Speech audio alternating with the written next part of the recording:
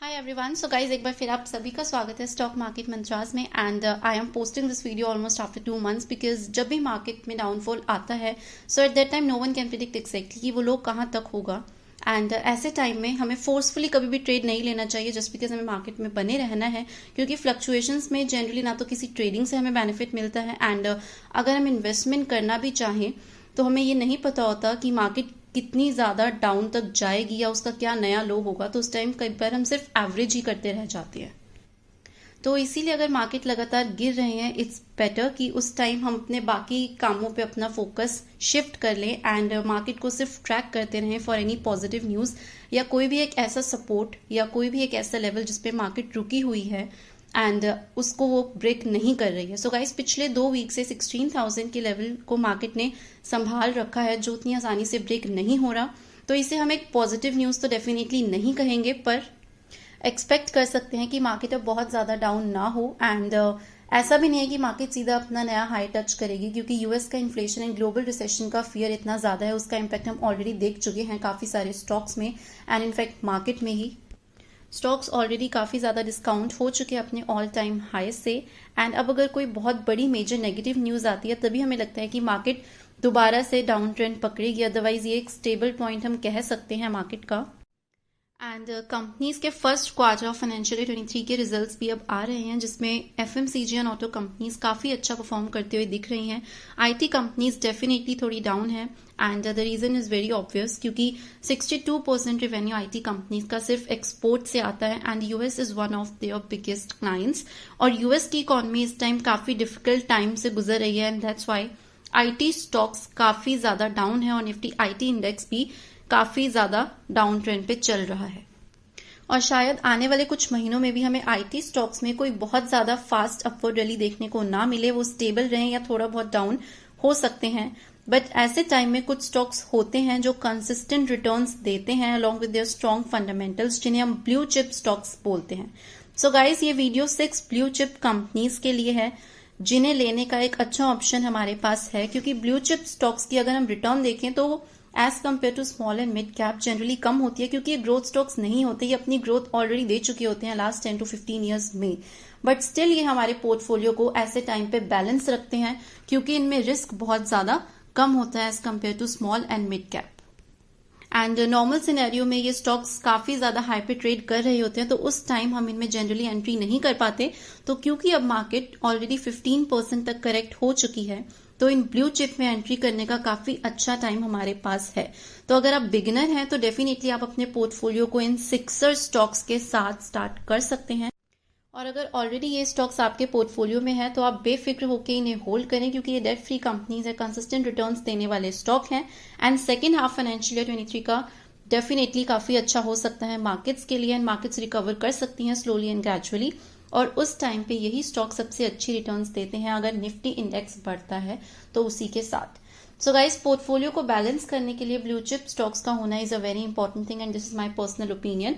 तो इस वीडियो में वही 6 स्टॉक्स की हम बात करने वाले हैं, वही 6 ब्लू चिप कंपनीज की हम बात करने वाले हैं जिनमें हम एंट्री बिल्कुल बेफिक्र होकर कर सकते हैं और इन्हें होल्ड कर सकते हैं फॉर लॉन्ग टर्म।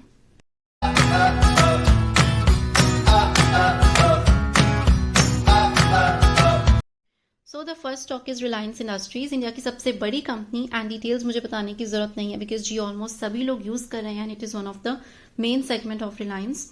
अच्छे फाइनेंशियल्स क्या होते हैं ये हम इस टेबल से देख सकते हैं। लगातार एक कंसिस्टेंट इंक्रीज है कंपनी की सेल्स और प्रॉफिट्स में पिछले 5 सालों से एंड इनफैक्ट उससे पहले से भी। और ऑयल रिफाइनिंग कंपनी का एक मेजर रेवेन्यू जनरेटिंग सेगमेंट है। तो अब जो क्वार्टर रिजल्ट्स रिलायंस के आएंगे उनमें यही एक्सपेक्टेशंस की जा रही है कि कंपनी के प्रॉफिट्स काफी अच्छे इंक्रीज हो सकते हैं from the previous quarter, because company एक मेजर एक्सपोर्टर है क्रूड ऑयल की एंड क्रूड के प्राइसेस सभी कंट्रीज में they were almost touching the sky. So because of that company के अपकमिंग क्वार्टर रिजल्ट्स में हमें विनफॉल गेन्स देखने को मिल सकते हैं because of huge margins in the crude oil export. And recent में भी गवर्नमेंट ने अनाउंस भी किया था विनफॉल टैक्स ऐसे ही विनफॉल गेन्स पे, जिसका इम्पैक्ट एक ही दिन में काफी ज्यादा स्टॉक में आया था। 2550 से ये सीधा 2350 तक के डाउन पे आ गया था, but now the stock is stable at the levels of 2400। तो गाइज इसका बहुत ज्यादा इम्पैक्ट नहीं होने वाला विनफॉल टैक्स का, बिकॉज रिलायंस का सिर्फ यही एक मेजर रेवेन्यू जनरेटिंग सेगमेंट नहीं है, इसके अलावा भी रिलायंस रिटेल और रिलायंस जियो का बहुत बड़ा कंट्रीब्यूशन है रिलायंस के रेवेन्यूज में। ये भी कंपनी जो बहुत अच्छे मार्जिन्स पे ग्रो कर रही हैं। रिलायंस इंडस्ट्रीज का एक मेजर पार्ट है और इनका आईपीओ भी रिलायंस ने अनाउंस किया था by the end of this year और may be in the beginning of next year. तो रिलायंस का शेयर होल्डर होना is a very important thing because ये अपने शेयर होल्डर्स को हमेशा बेनिफिट देते हैं, कंपनी से लगातार आपको बेनिफिट मिलते रहेंगे and also it is one of the less risky stock. अब इसी के साथ क्योंकि रिस्क कम है तो डेफिनेटली रिटर्न उतना ज्यादा नहीं होगा as compare to other stock, but it is a defensive, it is a safe play stock जो ऐसे टाइम में डेफिनेटली हमारे पोर्टफोलियो को बैलेंस रखता है और अच्छा संभाले रखता है। So this is the first stock. Second is Infosys, which is the second biggest IT giant and one of the fastest growing IT brand in the last few years. 26% ये stock correct हो चुके अपने all time high से and with strong support of 1400। इस stock को अपने portfolio में आप जरूर ऐड कर सकते हैं अगर अभी तक आपने नहीं किया, बिकॉज स्टॉक काफी ज्यादा ऑलरेडी डिस्काउंट हो चुका है और एक स्टेबल आईटी कंपनी है which is a safe play among all IT stocks right now and highly discounted. Third is axis bank, which is the third largest private sector bank जिसका profit लगातार increase हो रहा है। 2020 में profits down थे but after that 2022 यानी इस साल कंपनी के प्रॉफिट्स ऑलमोस्ट डबल हुए हैं as compare to the last year और कंपनी के रेवेन्यूज लगातार बढ़ रहे हैं।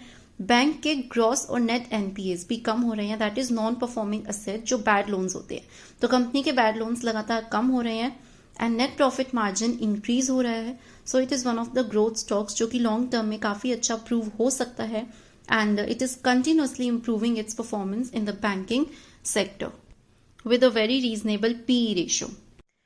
Fourth stock is Titan, well-established brand having leadership position in watches, jewelry and eyewear categories, having almost 1800 stores, which is a huge number.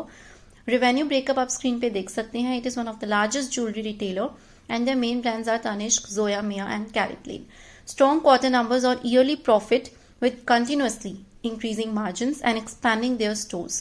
20% ये stock already correct हो चुका है अपने high से, and it is one of the best stock to add in dips because of its growing performance and increasing market share. Fifth stock is HCL Tech, ranked amongst the top 5 Indian IT companies. 58% revenue company का although USA है and major revenue generating segment is IT and business services in the field of financial manufacturing etc. 35% corrected from all time highs. 19 times की P ratio पे operate कर रहा है which is very low from a sector P of 27. तो upside एक काफी अच्छा scope है इस स्टॉक में and it is one of the good stock to add in a portfolio at these current levels for long term investment purpose. And the last stock is ICICI Bank. So ICICI Bank की performance तो लगातार आप देख रहे हैं पिछले 5 सालों में बहुत अच्छी होती जा रही है एंड बैंक का मार्केट शेयर भी हर एक पर्टिकुलर सेक्टर में बढ़ रहा है, प्रॉफिट्स लगातार इंक्रीज हो रहे हैं और बैड लोन्स कम हो रहे हैं, रिटर्न ऑन इक्विटी और नेट प्रॉफिट मार्जिन भी लगातार बढ़ रहे हैं and it is quite a good stock to enter at these levels. अगर अभी तक ये आपके पोर्टफोलियो में नहीं है तो डेफिनेटली आप बैंकिंग में आईसीआईसीआई एंड एक्सिस इन दोनों ही बैंक्स को अपने पोर्टफोलियो में ऐड कर सकते हैं बिकॉज काफी ज्यादा अफोर्डेबल एंड रीजनेबल प्राइसेस पे ये अवेलेबल हैं। So these are 6 blue chip stocks with consistent returns and less risk that should be added in your portfolio. अगर आप बिगनर हैं तो इन स्टॉक से डेफिनेटली एक ग्रेट स्टार्ट हो सकता है आपके पोर्टफोलियो का एंड गाइज इस टाइम पे 40% तक का investment as per my opinion अच्छा है, जितना भी आप टोटल इन्वेस्ट करना चाहते हैं उसका। एंड मेजर डाउनफॉल अगर आता है then you can further invest your money.